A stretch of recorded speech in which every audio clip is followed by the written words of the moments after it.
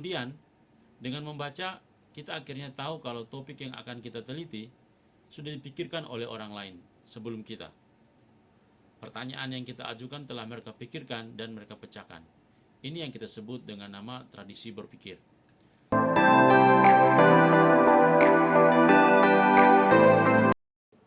Pada kesempatan ini, saya secara khusus akan membahas bagaimanakah syarat-syarat menulis latar belakang pada skripsi. Kalau teman-teman ajukan pertanyaan apa sih sebenarnya masalah yang mau diangkat dalam penelitian, nah video ini akan sangat berguna karena Anda akan menemukan jawabannya.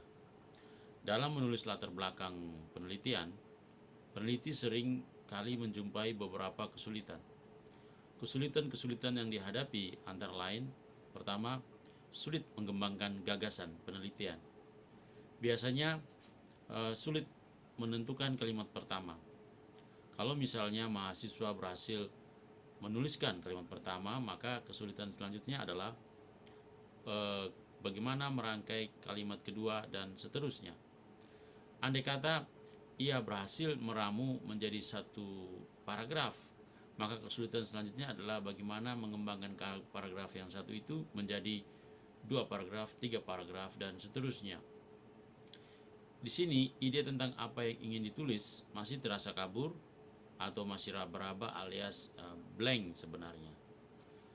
Yang kedua, selain sulit mengembangkan gagasan penulisan, kesulitan kedua adalah sulit menemukan sumber-sumber yang diperlukan seperti data pendukung, fakta-fakta atau peristiwa yang dibutuhkan, kemudian sulit mendapatkan pendapat para ahli dan sulit mencari buku-buku atau bacaan-bacaan pendukung untuk penelitian ini. Sebenarnya menyusun latar belakang itu bisa gampang tetapi bisa juga sulit. Saya katakan gampang apabila syarat-syarat penulisan itu terpenuhi, dan akan terasa sulit kalau syarat-syaratnya itu tidak bisa kita penuhi. Untuk memudahkan penulisan latar belakang, kita mesti tahu dulu apa saja unsur-unsur pembentuk latar belakang ini. Dengan mengetahui unsur-unsurnya, kita akan lebih mudah mempersiapkan penulisan latar belakang kita. Unsur-unsur pembentuk latar belakang ada 3.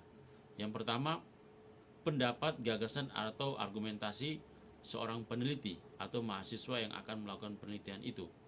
Yang kedua, pendapat para ahli, kemudian penelitian terkait dan teori-teori pendukung.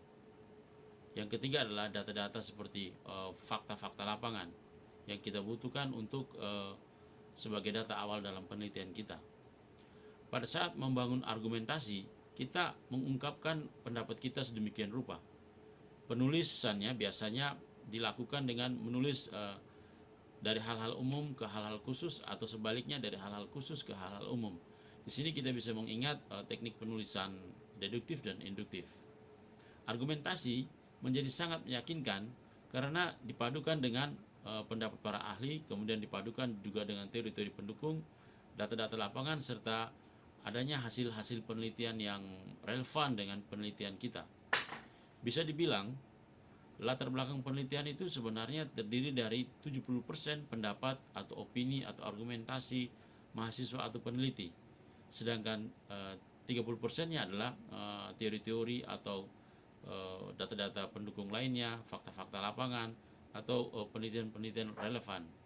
Kalau misalnya latar belakang itu kita tulis dalam 10 halaman, maka 7 halaman itu adalah opini dari peneliti, sedangkan 3 halaman itu adalah data-data pendukung tadi. Selanjutnya, apa syarat penulisan latar belakang? Setidaknya ada 2 syarat penulisan latar belakang ini. Syarat pertama adalah membaca. Syarat kedua adalah mengetahui letak tempat berbagai sumber yang kita perlukan. Saya akan jelaskan yang pertama terlebih dahulu. Syarat pertama adalah membaca. Bacaan itu ada 2 bentuk. Bentuk pertama adalah bacaan berupa referensi kepustakaan seperti buku, jurnal, koran, majalah, informasi digital, video, dan lain sebagainya. Dengan membaca, pertama kita memiliki banyak kosakata. Kita punya perbendaharaan kata yang cukup, Kemudian kata-kata akan membantu dalam menjelaskan apa yang sedang kita pikirkan. Kata-kata itu akan kita gunakan sebagai kalimat dalam tulisan kita. Tanpa kata-kata, kita tidak tahu apa yang akan kita tulis. Apa yang kita pikirkan tidak dapat kita ungkapkan kalau kita tidak tahu apa kata yang tepat untuk apa yang kita pikirkan itu. Kemudian, dengan membaca, kita akhirnya tahu kalau topik yang akan kita teliti sudah dipikirkan oleh orang lain sebelum kita. Pertanyaan yang kita ajukan telah mereka pikirkan dan mereka pecahkan. Ini yang kita sebut dengan nama tradisi berpikir. Dalam tradisi berpikir, para pakar telah menyelidiki berbagai topik, termasuk topik yang kita teliti. Kita bersandar pada teori yang mereka bangun. Dengan membaca, kita sebenarnya telah dibantu untuk memahami persoalan jauh lebih baik. Kita tidak mulai dari titik nol. Penelitian kita, sekali lagi, dibangun di atas pandangan, pendapat, dan teori-teori para ahli sebelum kita. Sebagai contoh, dalam filsafat politik, ketika kita menyebut Plato, itu berarti kita membangun argumentasi kita di atas bersandar pada pemikiran Plato, orang yang hidup kurang lebih 300 tahun atau 200 tahun sebelum kelahiran Yesus. Contoh lain, ketika kita bicara pendidikan Indonesia, kita menyebut Ki Hajar Dewantara dan Tan Malaka. Itu berarti kita membaca gagasan mereka yang hidup pada awal tahun 1900-an. Dalam hal ini, dengan membaca pendapat teori yang ada, kita telah berdialog dengan pemikir sebelumnya. Dialog kita dengan para pemikir itu bisa lintas waktu, lintas abad, lintas beratus-ratus tahun, atau malah ribuan tahun. Dialog melalui bacaan akan memberi kita gambaran yang baru dan lebih jelas mengenai topik penelitian kita. Pemikiran kita akhirnya menjadi lebih kaya dan lebih kreatif. Selanjutnya, membaca kedua itu berupa pembacaan terhadap kejadian, peristiwa, fenomena yang terjadi. Pembacaan ini mengandalkan pengamatan pada berbagai peristiwa. Untuk mendalami peristiwa-peristiwa itu biasanya kita akan menggunakan metode wawancara kepada orang-orang yang kita anggap informasinya berguna bagi kita.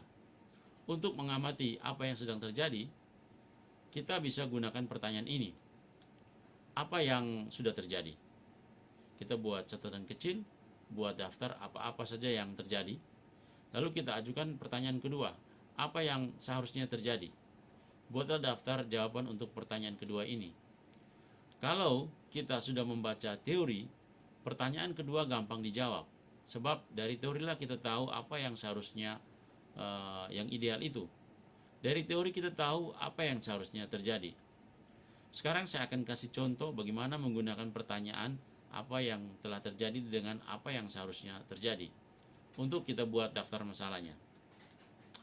Selanjutnya, dengan membaca berbagai referensi dan mengamati fenomena, kita bisa menemukan sesuatu yang tersembunyi di balik masalah.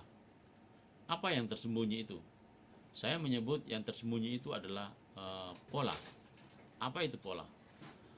Pola adalah ide gagasan besar yang menjadi alasan munculnya berbagai kejadian atau fenomena yang kita jumpai. Biasanya gagasan itu tersamar bahkan tersembunyi, sangat sulit untuk ditemukan. Sebagai contoh, saya gunakan contoh kemiskinan. Pengaruh upaya pengentasan kemiskinan terhadap peningkatan kualitas hidup orang-orang miskin.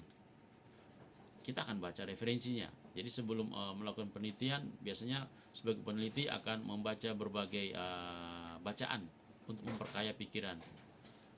Misalnya dalam hal tadi, pelajari konsep upaya pengentasan kemiskinan. Apa saja pengertian upaya pengentasan kemiskinan? Apa saja bentuk-bentuk upaya pengentasan kemiskinan? Apa saja ciri-ciri upaya pengentasan kemiskinan dan data-data tentang kemiskinan yang terjadi? Yang kedua, pelajari konsep tentang peningkatan kualitas hidup orang-orang miskin. Apa sih pengertian peningkatan kualitas hidup orang miskin?